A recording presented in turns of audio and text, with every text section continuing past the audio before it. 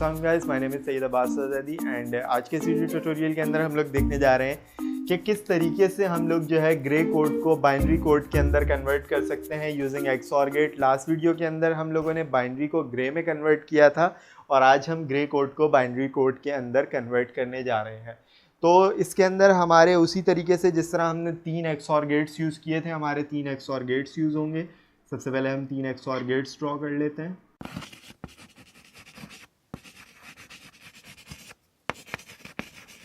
ये हमारे 3 XOR gets draw हो चुके हैं। अब 4 बिट का ग्रे कोड है और उसको हमने कन्वर्ट करने जाना है बाइनरी कोड के अंदर।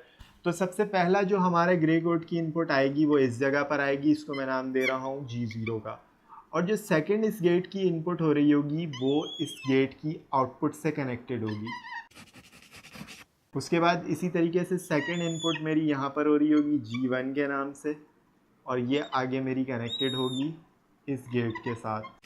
और यहाँ पर मेरी आ रही होगी G2 और ये मेरी इस तरह से आ रही होगी आगे और ये मेरी कनेक्टेड होगी G3 के साथ। तो ये इस तरह से मेरी जो है G3 के साथ कनेक्टेड होगी और आगे मेरे पास जो बाइनरी कोड आ रहा होगा वो यहाँ पे मेरा B0 आ रहा होगा, यहाँ पर B1 आ रहा होगा, यहाँ पर B2 आ रहा होगा और यहाँ पर B3 आ रहा होगा। यानी 4 बिट का एक ग्रे कोड है। लास्ट टाइम जो हमने बनाया था उसके अंदर हमारा क्या था कि पहले गेट की जो इनपुट हो रही थी वो इनपुट सेकंड गेट की फर्स्ट इनपुट से इसकी सेकंड इनपुट कनेक्टेड थी, लेकिन अब ये इसकी आउटपुट से कनेक्टेड है। सिर्फ डायग्राम में इतना सा फ़र्क है, बाकी बिल्कुल सेम टू सेम काम कर रही हैं दोनों चीज़ें। ये वो ग्रे कोड को बाइनरी में कन्वर्ट कर रही है।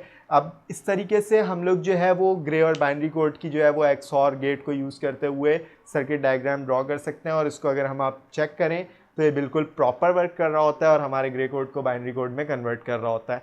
तो आज की वीडियो के लिए इतना ही। इंशाल्लाह अगली वीडियोस में आपसे मुलाकात होगी। हमारे चैनल को सब्सक्राइब कीजिए और हमारी वीडियोस को लाइक कीजिए। अल्लाह हाफिज़।